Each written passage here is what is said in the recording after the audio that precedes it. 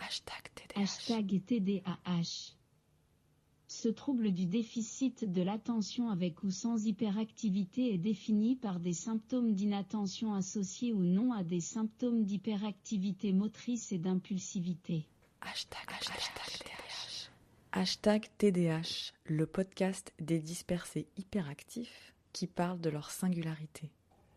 #TDH. Classé dans les troubles du neurodéveloppement, ce handicap est souvent caricaturé comme un manque de volonté, une simple hyperactivité, une petite difficulté d'attention. Cette différence invisible est beaucoup plus nuancée. Elle a des conséquences tant dans la sphère professionnelle que la sphère personnelle. #TDH. Diagnostiqué sur le tard, on parle souvent d'une claque. Celle de mettre en mots un décalage de parfois plusieurs décennies. Puis vient le temps de l'observation et de la prise de conscience. Des outils sont mis en place pour tenter d'apprivoiser, voire de dompter la structure de son fonctionnement. Et puis il y a le quotidien puissant, intense, émotif, sensible.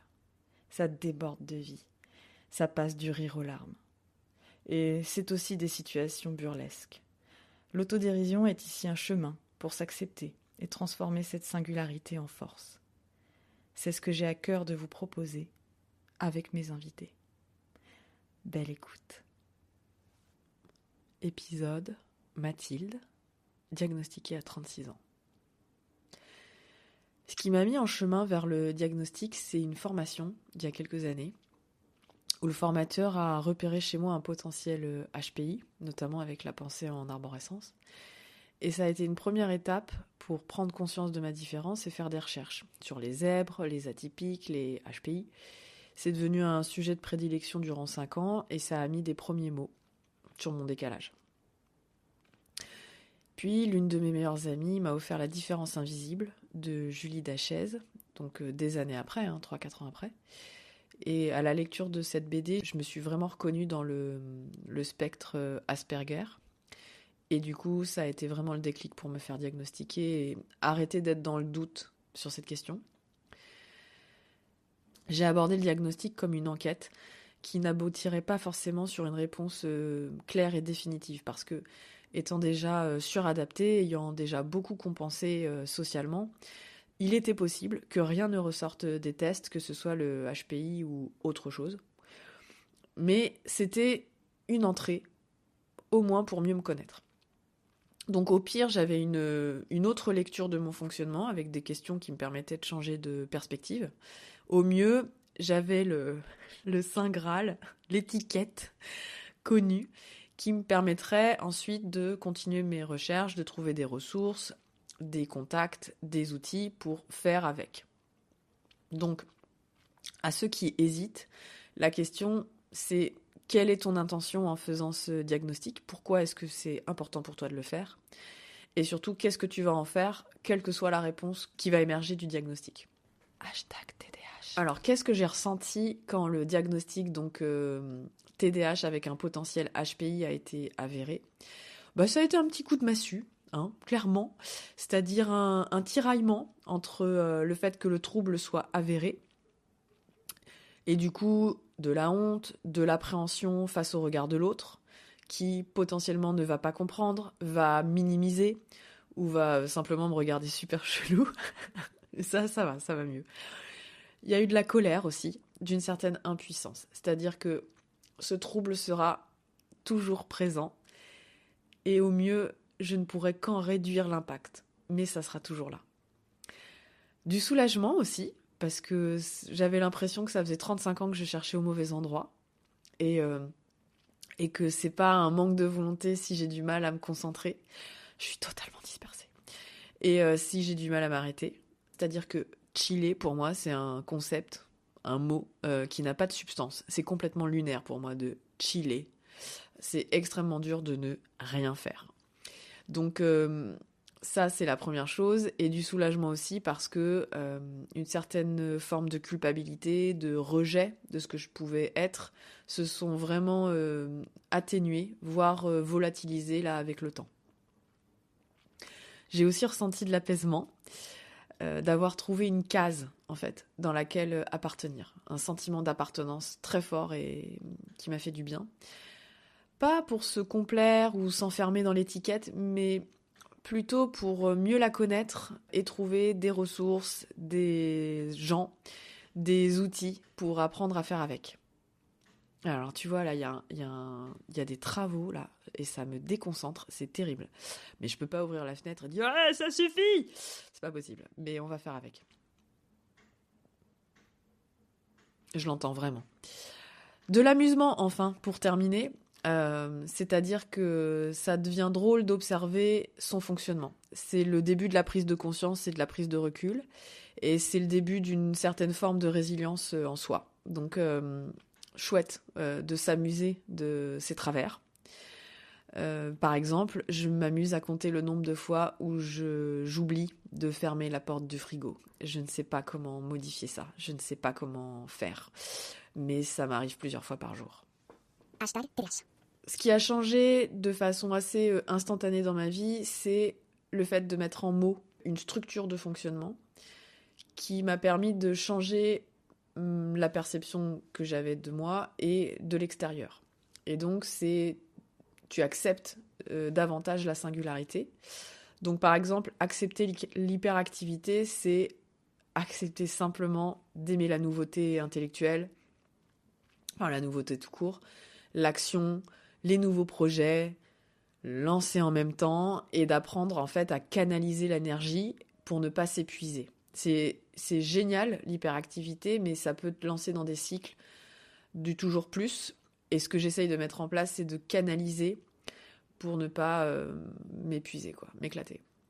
Par exemple, pour répondre à mon besoin de stimulation intellectuelle, j'apprends des chansons par cœur. Ça peut toujours servir, ça m'occupe, et on sait jamais, un karaoké, ça peut s'organiser à l'improviste à n'importe quel moment et à n'importe quel endroit, donc on sait jamais. Et en fait, ça me permet d'avoir des micro-challenges hebdomadaires et de canaliser cette nécessité d'être stimulé intellectuellement. Je vous vois venir. Bien sûr, je vais vous dire celle que j'apprends en ce moment. C'est ma Benz de NTM.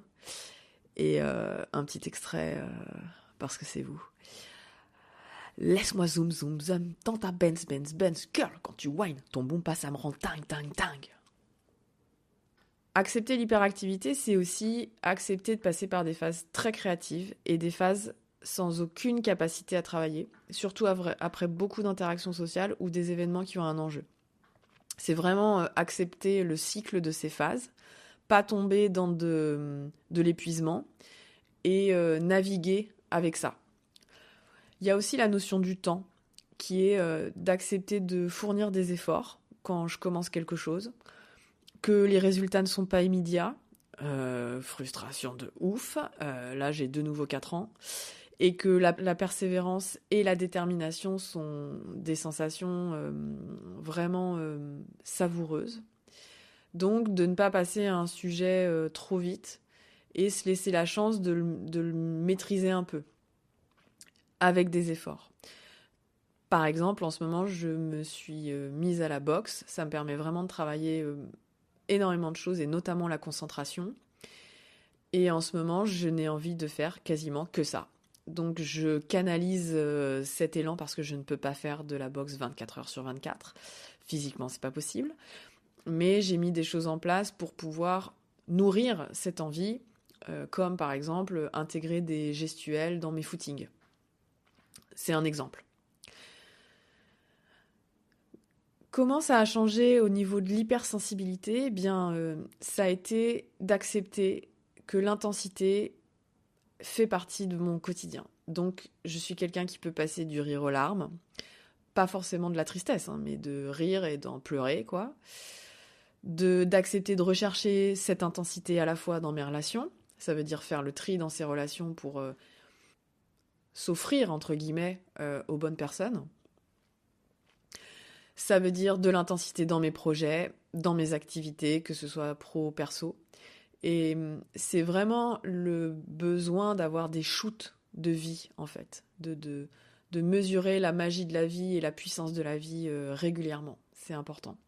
C'est aussi accepter le regard de l'autre, Parce que quand tu chiales devant Rocky, il faut savoir accepter de se montrer vulnérable, touché, ému. Évidemment avec les bonnes personnes. Donc tu l'auras compris, la boxe étant le nouveau sujet de prédilection, j'ai regardé et je me suis documentée. Je considère que c'est un documentaire et le débat est ouvert. Que Rocky, c'était un classique à regarder et le premier, j'ai pleuré comme une madeleine. Et le second, c'était la même structure, hein, mais j'ai pleuré, j'ai trouvé ça mais tellement beau, tellement puissant, tellement profond. Je me suis tellement identifiée. Et j'ai pleuré comme une madeleine. Voilà. Qu'est-ce que ça a changé au niveau des troubles de l'attention ? Déjà, savoir que même si tu es dans une pièce blanche, vide, où il n'y a absolument rien, tu arriveras de toute manière encore à te disperser et à te déconcentrer. Donc ça, c'est juste prise de conscience, j'accepte. Et l'étape d'après, ça a été d'essayer de mettre des outils en place pour gagner en concentration, voire en hyperfocus. Parce que dans toute mon histoire, j'ai perdu, notamment à l'école, j'ai perdu beaucoup de temps et d'énergie à faire plusieurs choses à la fois, d'être pas totalement concentrée et du coup de faire les choses à moitié. Et donc de repasser encore et encore dessus. Et donc, j'essaye de repérer quand je me déconcentre, et c'est-à-dire de quitter l'état de flow. Et quand je suis vraiment concentrée, je suis quelqu'un de vraiment très efficace. Une machine de guerre, en fait. C'est un terme qui est revenu avec plusieurs TDAH que j'ai rencontrés. On est des machines de guerre quand on est concentré. Le truc, c'est que c'est super rare. Donc, faut mettre toutes les chances de nos côtés pour être dans les contextes d'une machine de guerre. L'impulsivité, qu'elle soit émotionnelle, mentale, verbale, c'est déjà prendre conscience de ça et apprendre à repérer et surtout à s'arrêter avant d'agir, avant d'interagir, avant de réagir. Un gros challenge. Autant te dire que les interactions sociales à plus de 2 personnes, pour moi, c'est juste waouh, une pluie de stimulation où j'ai envie de réagir, interagir, agir. Et du coup, ça me demande beaucoup déjà d'être en observation avec ça et de juste m'arrêter. #TDH. Qu'est-ce que ça m'a apporté au niveau pro et perso ? C'est une question que je trouvais intéressante d'aborder avec mes invités parce qu'on sous-estime l'impact que ça peut avoir dans ces deux sphères, qui pour moi sont les mêmes, mais bon, qui sont étiquetées comme ça, donc on va le faire comme ça. Mais me concernant, j'ai énormément travaillé sur la notion de sortir de l'équation, sortir du système, c'est-à-dire d'aborder les stimulations extérieures de manière complètement factuelle et impersonnelle. Et ça, c'est magique. C'est-à-dire que c'est pas forcément que les événements ne te touchent plus, ne te stimulent plus. C'est simplement que tu as une grille de lecture pour les aborder avec plus de distance. Et ça, vraiment, c'est vraiment magique de revenir aux faits, de façon rationnelle, posée, concrète, objective. Professionnellement, étant donné que je sais un petit peu plus comment je fonctionne, je m'assure d'avoir 1 ou 2 binômes de confiance, fiables, avec qui je peux faire des feedbacks sur la collaboration, des points réguliers pour cadrer et prioriser les missions, parce que je pourrais avoir tendance à aller dans tous les sens, dans le désir de maîtriser les choses à 360 degrés. Et donc, je reviens régulièrement avec mes binômes sur le contexte, les objectifs et les résultats attendus. Et ce sont des gens avec qui je peux partager sur ma posture et j'ai totalement confiance en eux pour me dire si ça n'a pas été juste. Et ça, c'est super précieux. Parce que quelqu'un d'un peu plus normal qui peut te renvoyer à quel point tu peux être en décalage, c'est super intéressant pour avancer. Personnellement, j'ai fait le tri dans mes relations, c'est-à-dire que j'accorde beaucoup plus d'importance à mon ressenti corporel quand j'aborde quelqu'un, et ça, c'est beaucoup plus fiable que le mental, avec les filtres et les croyances que, voilà, t'imagines. Et avec mes amis, j'ai décidé d'être encore plus authentique et pour le coup, d'être vraiment naturelle et de retirer mes masques, au risque de paraître complètement déjantée et chelou. Mais le fait de se dévoiler beaucoup plus, c'est des moments de vie et de partage avec eux qui sont profonds, sincères et avec lesquels on peut aborder les travers des uns et des autres avec beaucoup d'autodérision, donc à la fois profond et drôle. Voilà. Donc ces amis que tu comptes sur les doigts d'une main, voilà, c'est avec eux qu'il faut pouvoir partager ça, je crois. En tout cas, c'est ce qui fait sens. #TDH. Alors, les outils que j'ai mis en place pour réduire le TDAH, donc je décline avec hyperactivité, hypersensibilité, impulsivité et attention. Donc pour l'hyperactivité, alors, imagine que tu es une petite abeille et que tu es dans un champ de canclicot. C'est l'été, il fait bon, ça sent le sucre du nectar et le champ est à l'infini. Il se propage jusqu'à l'horizon. Bon. Le HPI, ça va être le fait que tu vois l'infinité exponentielle de toutes les petites fleurs que tu vas pouvoir butiner.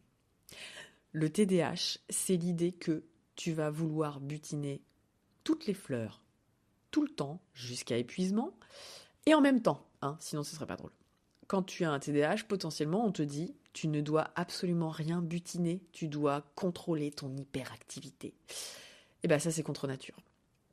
Donc, canaliser l'hyperactivité, c'est butiner les fleurs à la fois nourrissantes et ressourçantes, faire le tri, et parce que tu vas y dépenser énergie et temps, et l'idée, c'est de butiner une fleur à la fois pour être complètement ancré dans le présent. Donc, pour faire face à cela, en tant que petite abeille, pour réduire les pensées, la pratique du yoga et de la respiration ont été très utiles pour non seulement observer le flux de pensée, qui est très très rapide, et arriver à un certain point à les observer avec distance. Et au bout d'un moment, ça ralentit. Donc ça n'a pas du tout été facile, cette pratique-là, depuis 2 ans. Et il me faut au moins 2 heures pour ressentir du calme. Voilà. Dans le faire, ça va être listé de façon méthodique les tâches perso et pro à planifier. Et d'organiser un emploi du temps qui soit écologique dans le sens où avoir suffisamment d'espace pour mener la tâche à bien et se libérer de la charge mentale parce que tout est écrit quelque part et pas en train de tourbillonner dans ta tête. Et, je t'en prie, éliminer tout l'inutile de tes journées. Donc, typiquement, scroller sur ton téléphone portable, quoi. Ça, j'ai fait le tri dans ces activités-là qui servaient à rien. Et pour canaliser l'hyperactivité, 1 heure de sport, si j'arrive à le tenir par jour, ça, ce serait l'idéal. Et la mise en place de la pratique de 3 sports qui me permettent chacun de travailler de façon diversifiée la concentration, l'ancrage et la sérénité. Quand je dis sérénité, c'est toutes les impulsivités émotionnelles que je peux ressentir, d'apprendre à rester ancré avec ça. L'hypersensibilité, pour le réduire, j'applique le mantra suivant, c'est-à-dire plus c'est sensible, et crois-moi, ça l'est tous les jours, moins je réagis. Pourquoi ? Pour me recentrer sur les sensations corporelles. Ça, au début, c'était très difficile parce que ça partait très très vite. Et là, maintenant, ça arrive à peu près à se maîtriser. Plus c'est sensible, moins je réagis et je me concentre sur mes sensations corporelles. La base pour l'hypersensibilité, c'est de dormir correctement, simple et basique, comme dirait Orelsan. Moi, de nuit merdique, je me transforme en mégère irascible, donc ma responsabilité, c'est de prendre soin de mon sommeil. La base. L'attention. Alors,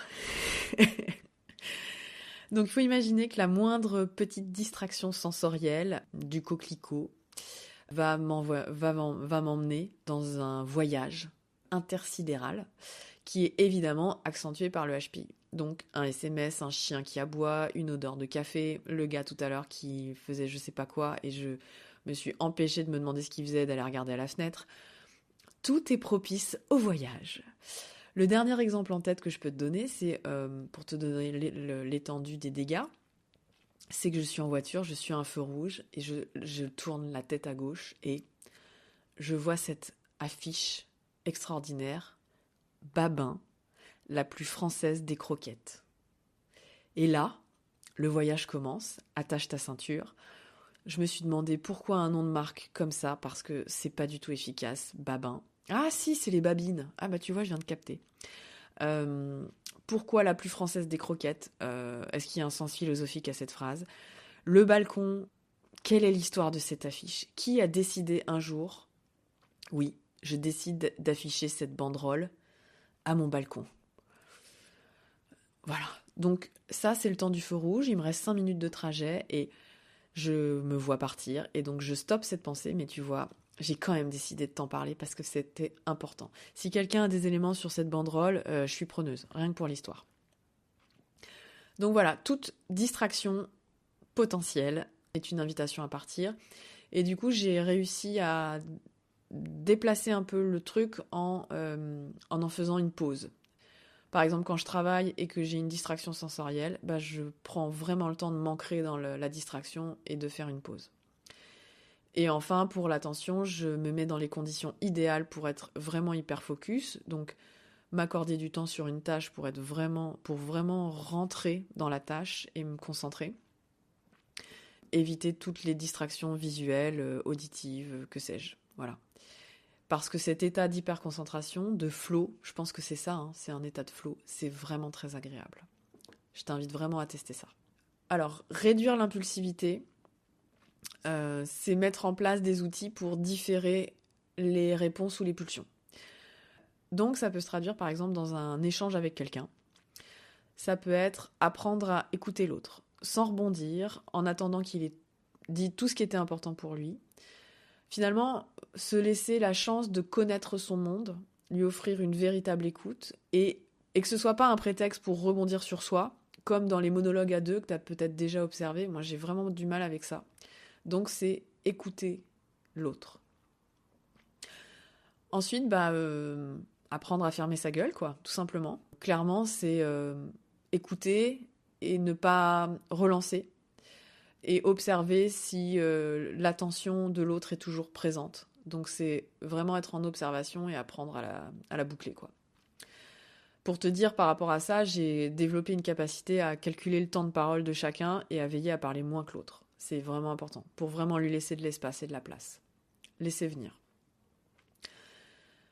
Un outil, ça a été de ralentir le rythme verbal. Et alors, imagine que étant hypersensible, je suis rapidement émue et que quand je suis rapidement émue, j'accélère. Donc, ça peut vite être le bordel. Donc, j'ai appris à ralentir, quoi qu'il en coûte, le rythme verbal. Et le challenge d'après, si certains ont réussi à le mettre en place, je suis preneuse des conseils, c'est d'accepter le silence. Non seulement de soi à soi, donc arrêter les blablabla quand t'es tout seul, et puis accepter le silence avec l'autre.